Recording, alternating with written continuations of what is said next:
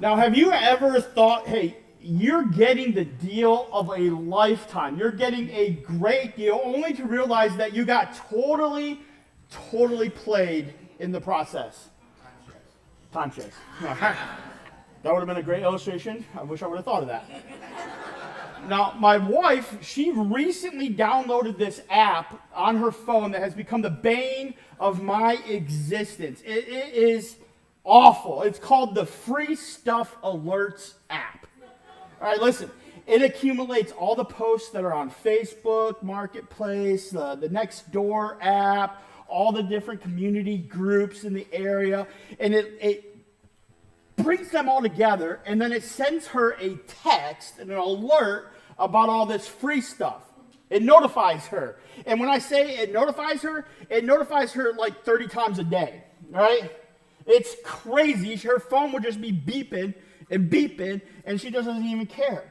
Because Christina, she's on summer break from school, and she's feeling very optimistic about what we can do to fix stuff with like duct tape and a prayer.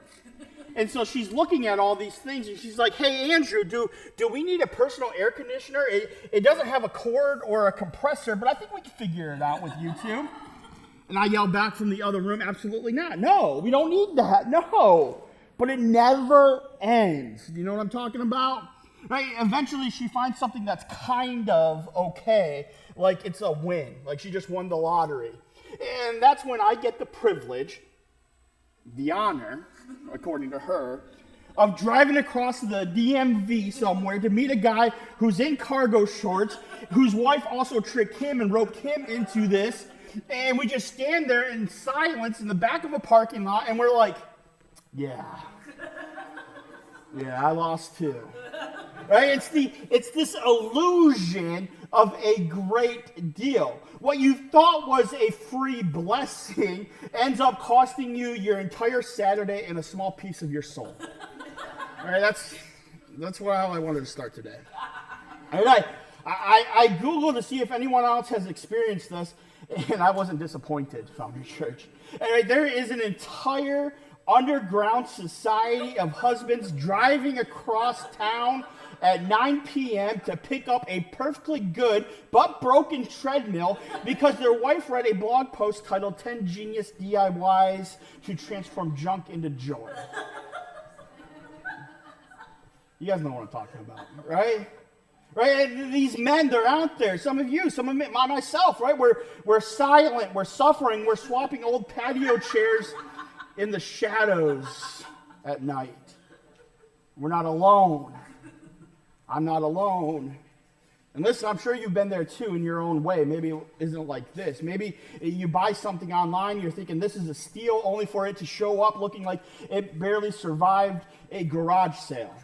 Or maybe a timeshare, like some of you yelled out. Maybe it's a shirt that looked amazing in the photo online, but when it shows up, it's like the size for a toddler, and it has the smell of regret. Or you ordered that trendy couch for $149, and it turns out that it's for a dollhouse. Right? I've actually done that with a backpack. 2 years ago when we went to camp, we had all the kids in the van, and I was like, wait, we got to swing by my house. I ordered a backpack. I want him to have it for camp. And we get there, and it's like a doll backpack. I'm like, come on, right? It's regret, right? The pictures promised, in the pictures, they promised restoration hardware type level stuff. And the reality was delivered Facebook Marketplace on a bad day. That's what came. Right? We all have had that moment. The moment that I like to call this is not what I ordered type of moment. And all you have to do is spend 2 minutes online Googling this, and you'll see examples of this. And here are just a few that I found. Like this guy who bought this replacement remote. Do we have the picture? Yeah. Be sure to look at the buttons at the bottom. Hoo-hoo, YouTube. That's Disney, D-I-S-N-E-E, Disney. Knee flick, right? I mean, just come on, right? It's funny, right? Or how about this person who ordered a new desk for when they had to work at home and they forgot to check out the dimensions? That's funny. That's something that would happen to Christina. All right? Or what about this guy who just wanted to go camping? Right? Right? So men, if you want to go to man camp, there's a great deal on a tent that we could probably find the link to this, right? Right, this guy, he just got tired. He wanted to fix this issue, so he ordered a pair of shoes, and they only sent him one shoe. And then he asked for a replacement like the other shoe, and they sent him more of the same. It's like all the right shoe. That one's funny. That's my favorite right there. They sent him 2 more right shoes, like that was going to solve the problem. Listen, you have to laugh, mainly because it isn't you, right? So you laugh. But let's be real for a second. We've all had this moment, or we've all known someone who has that "this isn't what I ordered" feeling. Right? Whether it's big or little or anything in between. I remember one time Christina and I were traveling. We went to this sketchy restaurant, and they said, "You could add a steak for 99 cents. And I said, "What a deal." And I got the steak, and I was like, "Oh, I see why it was 99 cents, right? Right? So we all have had this moment of this isn't what I signed up for. This I signed up for one thing, and I ended up with something completely ridiculous type of situation. Sure, it may be another right shoe like the one guy, but it could be something bigger than that, something harder to deal with than that. It could be a bad relationship. A job that turned out way messier than you expected it would be. Maybe it was a new school for your kids that promised safety but only brought anxiety and stress. Right? Maybe it was a friendship that started strong but it left you hurt and confused. Or even something that you thought was a God thing in your life. Right? A God thing that he brought into your life, and you stepped into it with faith, but now you're standing in the middle of it and you're thinking, what even is this? Like, where am I? Right? You thought you were getting a blessing from the God that you forged your life on, and it feels like you just got played. You ever been there? Right? So what are we supposed to do with that type of feeling? How are we supposed to handle these situations? Well, that brings us to one of the most shocking, bizarre, and flat out weird, like what in the world type stories in the entire Bible. All right, so if you haven't been with us here, we've been in this new series of sermons. This is only week 2, where we're looking at some strange stories that are in Scripture. Right? Some strange things that are happening. Last week we talked about how some kids teased the bald man, and then the bald man sent bears to eat them. Right? Right? And that really wasn't the point, right? And that is what we're going to do today. And today's story, believe it or not, it involves foreskin. I said it, right? It involves not just one foreskin, 100 of them. Actually, 200 of them. So yeah, buckle up.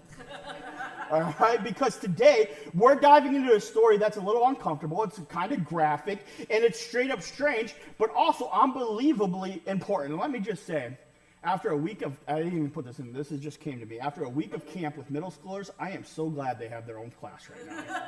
Because I don't know if I could handle preaching a story about foreskins to that group of kids. All right, I'm glad they're over there. I would have an elbow drop them off the stage. All right, so this is where we're diving in. It's an unbelievably important story, even though it's weird. It's this isn't what I ordered moment in Scripture that we're about to read. And yet, I think if we break it down, there might be some hope for those of us in those this is not what I ordered moment of my life when we get there, or if we're in there right now. So if you have your Bibles, turn with me to 1 Samuel chapter 18. 1 Samuel chapter 18. It's in the Old Testament. Use the table of contents. That's what it's there for. One thing I learned at camp from the speaker is that he would always say that the Bible is described as the sword of the Spirit, and so he would go, ching! And I thought that was really fun, so I'm going to start doing that. Like unsheathing. No, I won't do that. 1 Samuel 18. Go ahead and turn there. All right, use the table of contents. All right, so Saul is king. I'm going to give you a little bit of context as you're turning there. Saul's king.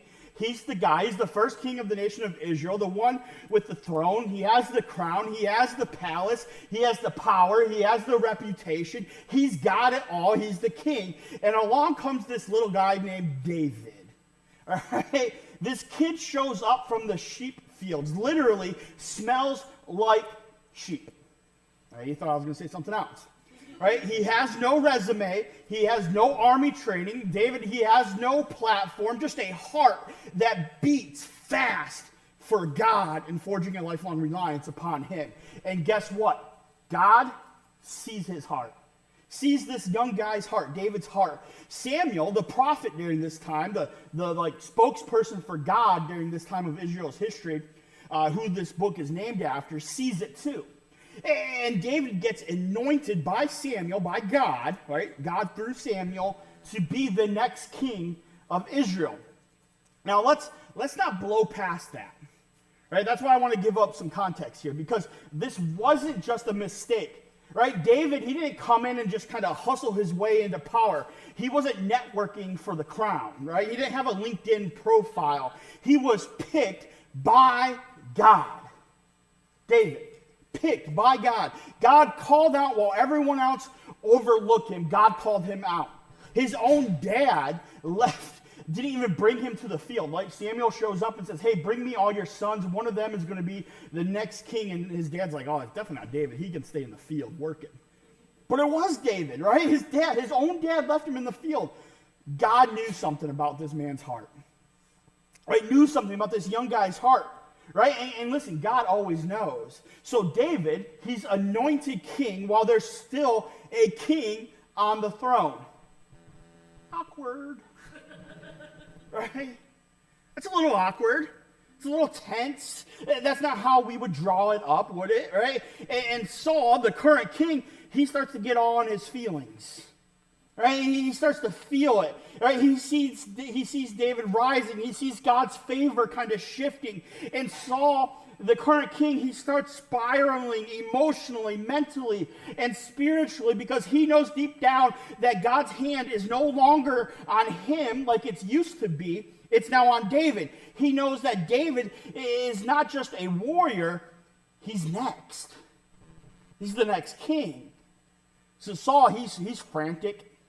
He's panicking. He's pacing the palace at like 2 a.m. up and down the hallways, the corridors, just obsessing over David. He's overthinking every little detail, every little thing, and trying to come up with a plan. And then, bam, he remembers something.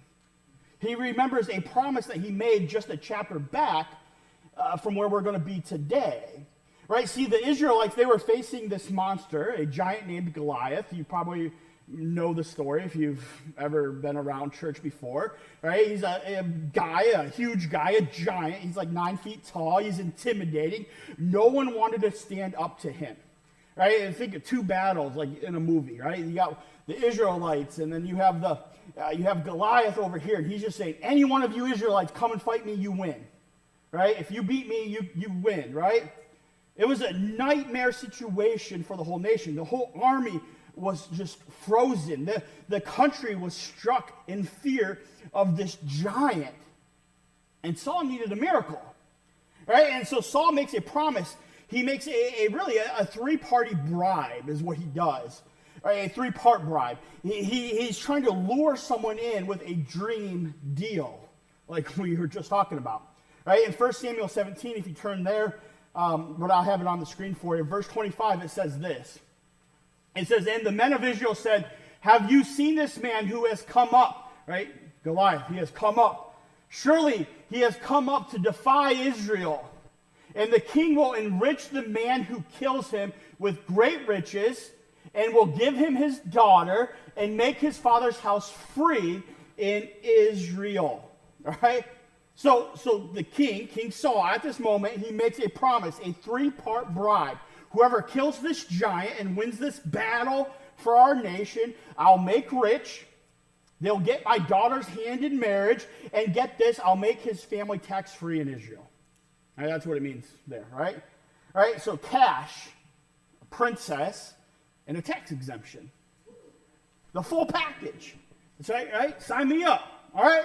Right? It's so desperate, though, if you really look at it. It's so intense that Saul's basically saying, here's everything that I've got to offer. Just please kill this guy and save us. And David shows up in the midst of this. He's actually just bringing his brother's lunch, like food, supplies. Right? He shows up in the midst of this, no royal offer to him. All right, no bribe to convince him. David is not driven by fear or desperation. He's driven by what? Faith in the God that he's forging his life on. He sees the giant not as a threat, but as an opportunity to show God's power. And so he kills the giant for the glory of God. All right, we read about it. You know, he takes a stone from the river, he slings it. It lands in the giant Goliath's forehead, and he falls down. It's a great story. He chops his head off, and he's like running around with it. And now Saul has to make good on his promise. Right? That's what's cool. Saul has to make good on his promise, but he's got other plans in mind. So let's read what really happens in 1 Samuel chapter 18, verses 20 through 25. Now Saul's daughter Michal loved David. That makes it easy. And they told Saul, and the thing pleased him. Saul thought, let me give her to him, that she may be a snare for him, that the hand of the Philistines may be against him. Therefore Saul said to David a second time, you shall now be my son-in-law. Verse 22 says, and Saul commanded his servants, speak to David in private, and say, behold, the king has delight in you, and all his servants love you. Now then, become the king's son-in-law. All right, verse 23 says, and Saul's servants spoke these words in the ears of David, and David said, does it seem to you a little thing to become the king's son-in-law, since I am a poor man and I have no reputation? And the servants of Saul told him, thus, and so did David speak. Then Saul said, thus shall you say to David, the king desires no bride price, except 100 foreskins of the Philistines, that he may be avenged of the king's enemies. Now Saul thought to make David fall by the hand of the Philistines. All right, did we see what's going on here? Keep your finger there. We'll be right back. All right, so David, he does love Saul's daughter, Michal. Like, he's crazy about her. And her dad gave a promise. It's all good things, so it seems like things should be straightforward, right? Right? David's victory means that he's a son-in-law of the king, but not so fast. Right? We see that Saul here is kind of scheming. He has other plans. And the wording of this is a little confusing. So let's just break it down. Yes, David loves Michal, but he's too humble to say anything to the king. Right? He doesn't want to go in and be like, let me marry her right now, right? So the king has his servants talk to David. They kind of butter him up and assure him that the king will definitely want David to marry Michal. Right? But again, David's humility shows, and he essentially says, I can't marry her. I have nothing to offer. Right? And King Saul had an idea that this might happen, so he has his servants say, oh, Saul won't want payment of any kind. Right? Just go get him 100 foreskins of the enemy, and he'll be happy with that. All right, let me just pause here for a second. All right? Are we tracking with what Saul's asking? All right? I'm not going to get into a biology lesson, but we know where foreskins are. Right? These men aren't dead. He has to kill them to get the foreskins. All right? All right, so, okay, we're tracking. We're all on the same page. Now, if I were David, I would have heard that and said, seriously? Seriously? He promised his daughter to whoever killed Goliath. If he wants a prize, go check out that 10-foot grave in the valley that we just had to dig. Right? I already cut the guy's head off. Right? That should be enough. That's what I would have said. Like I've already risked my life. I already saved the whole army. I'm not jumping through more hoops. But David doesn't do that. Right? He actually agrees to Saul's crazy request because that's what it was. It was a crazy request. Saul was just trying to get David killed. Right? I mean, a normal dowry back then, sure. It's practical. Livestock, maybe some silver. Or you work for your dad, for your father-in-law for a few years. It's kind of what like Jacob did that we read about earlier. Right? It was still a big deal, but it was at least within reason. 100 foreskins of the enemy, of the Philistines? Like, what? Saul, you're losing your mind. It's not weird. It's dangerous. It's humiliating. Right? It's Saul being petty, vengeful, and he's calculating all at once. And he's not asking David to prove his love. He's hoping David tries and dies. And David knows that. He's not stupid.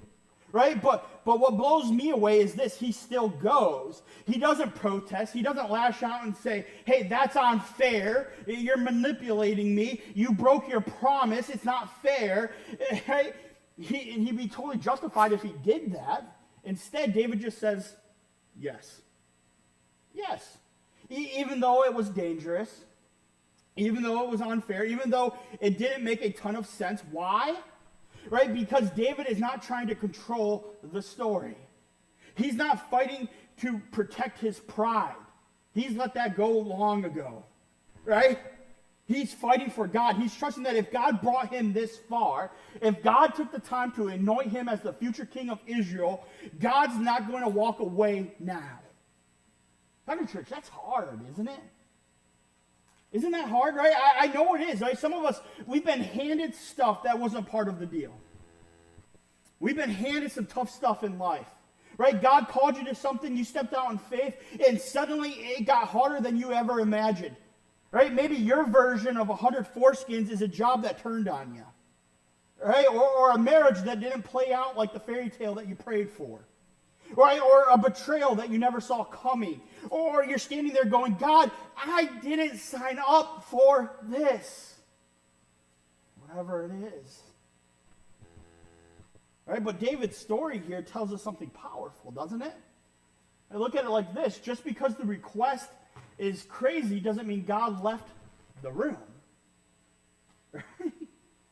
Right? Just because the request is crazy doesn't mean that the God that we forge our life on left the room. Seriously, right? We've got this idea that if things get weird, if life goes a little sideways, if the ask just feels a little too big or too painful, then maybe God stepped out for a minute.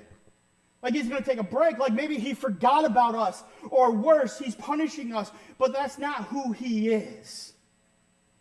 Right? That's not who he is. God doesn't dip out when life gets heavy. The God that we forge our life on does not dip out when life gets heavy. He doesn't throw his hands up when the plan goes off script. He's not pacing heaven stressed out because your life feels like a dumpster fire. I take comfort in that. Because that means he's still in it. He's still working. Even when it looks like everything is just falling apart, even when the people who were supposed to protect you actually hurt you, like in the case of Saul and David, right? Even when it feels like all the progress you made just got erased, he's still willing to write your story. Powerful. He hasn't put the pen down, Founder Church. He's not done shaping it and redeeming it, using it for something better than you can see right now. Not because you've been perfect, because screw that, none of us have been. Not because you have it all together. I'm pretty close, but you guys aren't. No, right? We don't have it together, right? Not because he wants you, because he loves you, Foundry Church. He loves you because he sees something in you that is still worth building on, even if all you see is rubble and a mess. So yeah, maybe you're standing in the middle of a ridiculous request. Maybe it is dangerous. Maybe it is unfair. Right? Maybe it doesn't make sense. Maybe it's going to hurt, and it hurts now. But look, don't mistake God being quiet for God being gone. Because he's in it. He's in it. Right now, right in the middle of the crazy, and he's not going anywhere. And I know this because of what happens next in this story. Let's look at verses 26 through 29. Chapter 18, verses 26 through 29. And when his servants told David these words, it pleased David well to be the king's son-in-law before the time had expired. David arose and went along with his men and killed 200 of the Philistines And David brought back their foreskins, which were given in full number to the king, that he might become the king's son-in-law. And Saul gave him his daughter Michal for a wife. Verse 28 says, but when Saul saw and knew that the Lord was with David, and that Michal, Saul's daughter, loved him, Saul was even more afraid of David. So Saul was David's enemy continually. First of all, crazy, right? I mean, David doesn't just check the box, right? What a man, right? He doesn't just show up with the bare minimum, right? No, he goes all in. He's like cannonball into the deep end. He overdoes it, right? He brings back double what Saul asked for, right? He asked for 100. David's like 200. I'll see ya, right? Can you imagine the bags? Right? Yeah. Right? Why? Right? Why though? Why go to 200? Because David's not doing this for who? He's not doing it for King Saul. He's not trying to impress people or earn a place at the table. He knows it's already his. It's already in the bag because God, the God that he forged his life on, gave it to him. He's doing it like someone who knows God is the one who put him in the fight. Right? He's gonna finish it with everything he's got. David wasn't just trying to meet expectations. He was fighting for honor. David wasn't afraid. He wasn't slow walking his calling because he was scared. Right now, was he trying to flex a little bit on Saul? Yeah, probably. Right? Right? Like, who doesn't flex on their father-in-law a little bit? Right? Right? Was it, don't mess with me? Was it that type of move? Probably. Right? But it also shows something deeper. Right? David knew who went with him. David knew who was all around him in that battle. Right? This wasn't just courage. It was confidence that God was bigger than the threat. Listen, Foundry, look at it like this. Sometimes obedience means going more than what's required because we trust God with the outcome. Right? We trust God with the outcome because we're going to go further, right? Sometimes God asks you to show up and you end up bleeding a little in the process. Sometimes doing the right thing costs more than you thought it would. And that's okay. Right? But when you trust that God sees it and he's working through it, you stop measuring what's just enough to get by, and you start living like someone who knows he's worth it. David could have done the minimum. Right? He could have played it safe, but he didn't because his confidence wasn't in Saul. It was in God. The God that he forced his life on. Right? And that's the same reason that we can keep showing up, Foundry Church. Even when it's unfair, even when it's risky, even when it hurts, we can keep forging a lifelong reliance on God. Right? We can keep focused on God's kingdom. We can keep owning our spiritual growth. We can keep being responsible for inviting others into the kingdom that's worth it, right? We can grow as leaders worth following. We can embrace Christian community. We can develop a servant's heart. We can be forged. All these things. You know, it reminds me, this story and what's going on with David and Saul, it reminds me of the time that I agreed to start doing CrossFit with Todd. Right? Todd, he finally convinced me to, come. And he asked me just to come for an assessment to see where I was physically. And I thought, all right, I'm in decent shape, kind of. All right, rounds of shape. And I all right, I'm in decent shape, all right? I thought, and I'm still strong. I should be able to do whatever Todd has for me. All right, now 5 minutes into this workout, I'm lying on the floor rethinking every life decision that I've ever made. Right? There's a guy next to me flipping a tractor tire like it's a beach ball, and I'm over here trying not to throw up from lunges. Right? And Todd comes over and he claps his hands and he says, come on, just give me everything you've got. And I wanted to be like, man, I did. Right? I'm spent. You have everything. Here's my wallet. Take that too. Right? But here's what I learned that day. Sometimes you show up and it's harder than what? Than you expected. And that's okay. It's not fair. It's not fun. It hurts. But you keep going. Not because it's easy, but because something good is happening in that pain. And that's the same with life, with faith, with forging a lifelong reliance on God Almighty. God is still in it, Foundry Church. God's still in it. Even with your spiritual legs feel like jelly and you want to tap out, even if it's going to cost you something, because if you know that he's in it, then you keep showing up. Right? You give him everything that you've got, no matter what, because he's there with you. Right? Because I don't know if you've noticed it or not, but God didn't stop Saul from scheming. Right? He even says, like, from that day on. Right? It's like, there will be a sequel to this. Right? Saul's enemy is David now, right? He didn't warn David away from the mission, right? He didn't remove the mess. He worked through it. Right? David walks into a trap and he walks out with a wife and a higher rank in the army. Right? When Saul meant to bury David, David actually built his reputation. Right? God didn't just rescue David from the mess, he rewrote his story through the mess. And that's what's powerful. That's what sovereignty of our God looks like. He doesn't always stop the storm, but he is never out of control in the storm.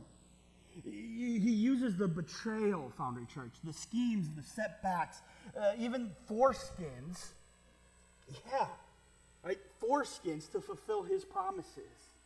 It's crazy, right? David would be king of Israel, period. Because that's what God wants. Right? No matter what Saul plotted, no matter how twisted the scheme, and there gets to even be more twisted schemes, no matter how many hoops they tried to make him jump through, or how dangerous the path got, God had already spoken. And nothing that Saul could do was going to rewrite what God had already written. Our God. So yeah, maybe you're in a situation right now that you didn't sign up for. I mean, I can almost guarantee it doesn't involve collecting foreskins. If it does, that's weird. But that doesn't mean that it's out of control. And I get it. Maybe it is uncomfortable. Right? And maybe it does hurt. And it might mean that you have to deal with betrayal or pressure or people manipulating you behind the scenes. I get it, right? You might feel like what you're doing is your very best to follow God, and all you're getting is resistance. You're showing up, being faithful, and you're still getting hit from the left and from the right. But listen, Foundry Church, if this story teaches us anything, it's this. God's plan for your life isn't vulnerable to other people's motives. That's what it comes down to. Right? God's plans are not fragile. They are not vulnerable to someone else's jealousy. Right? They are not derailed by a boss who overlooked you, a parent who wounded you, or a person who just walked away from you. God's plans aren't hanging on by a thread. They are rooted in his authority. The God that we forge our life on. And when he says you're his, when you are his son and you are his daughter, and when he says he's called you, when he says he's got a future for you, it is done. It's finished, no matter what anyone else tries to do about it. So don't quit. Don't water it down, and don't let the pain of convenience threaten it. God's still in it. Right? If he was faithful to David in the middle of that, he'll be faithful to you in the middle of whatever you're dealing with. So what do you do with all of this? Right? How do we put wings onto this airplane here? Right? What does this story about God's authority in the midst of a very, very messy story, weird story, ask of us? Well, this week I want you to do two things. First, I want you to name the thing. That's simple. Name the thing. Right? I want you to name the situation that feels unfair. Right? And let it be a real situation. Right? Don't sell yourself short. Right? It's unfair that Christina bought cookie dough ice cream when I don't like cookies. That's not what I'm talking about, right? Right? That's not what I'm talking about, right? It's unfair that we had to go here to eat when I wanted to go here to eat. Oh, name the thing. I want you to name the situation that feels unfair. The thing that hurts. Think about it, right? Right? The part of your life where you feel like you're doing your best and still you're getting punched in the gut over and over and over again. And then once you name it, I want you to hand it back to God. Right? Literally, write it down, say it out loud, pray something as honest and unpolished as, God, I don't like this. This thing stinks. Right? I didn't sign up for it, but you're still in it. I get it. I trust it. I'm trusting you with it now. I'm giving you everything I've got. And then I want you to do this, and this is key. Show up anyways. Show up anyways. Man, if someone has ever told you that the Christian life, forging a lifelong reliance on God, living as a Christian in this world is easy, they lied to you. All right? They lied to you. So keep showing up. Do the hard thing. All right? Keep doing the right thing even when nobody's watching. Stay faithful, not because it's easy, but because God's not done with you yet. He has a story and a purpose for you that was created even as far back as Eden. Stand your ground even when everything inside wants to quit. Speak the truth even when your voice shakes. Extend grace even when you're burning inside. Keep praying even when it feels like God is on the sidelines. Love people, not because they're easy to love, but because you're called to it. And keep your eyes, Foundry Church, locked on the finish line, even when the road's rough. That's what David did. And that's what you can too. God's plan